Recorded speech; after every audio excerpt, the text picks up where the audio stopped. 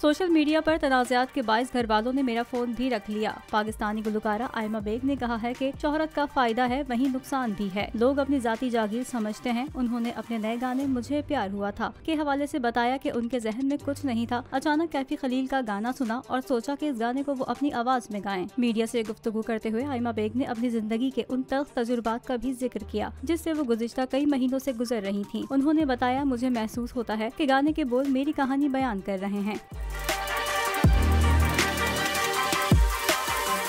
मुझे ये गाना इतना करीब महसूस हुआ कि मैंने सोचा मैं इस पर एक कवर कर दूं। पाकिस्तानी गुलकारा का कहना था, खुशकिस्मती ये भी है कि मेरे मद्दाहों को भी ये गाना पसंद आ गया। मुझे बिल्कुल भी अंदाजा नहीं था कि मेरे गाए गए गाने के साथ ही एक ड्रामे का टाइटल भी रखा जाएगा। यहाँ तक कि मुझे प्यार हुआ था ड्रामे का OST भी वही होगा।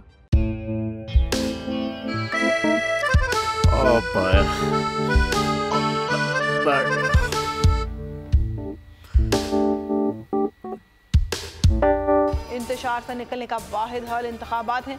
हकीकी आज़ादी मार्च आज रवा। हाँ, आयत के मुताबिक अगर आप उसको ये रिपोर्ट दे दे तो मैं आपको 3-4 सीटें दे दूंगा। मौलाना हाँ साहब, वो जो रिपोर्ट हमें दे दे और वो जो नीली पीली चैनल है वो लगाए।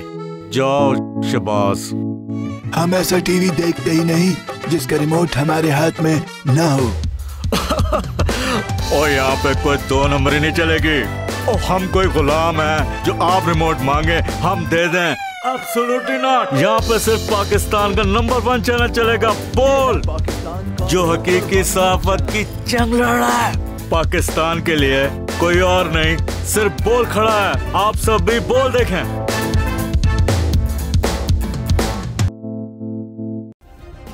सब्सक्राइब करें और बेल दबाएं ताकि कोई खबर रह न जाए।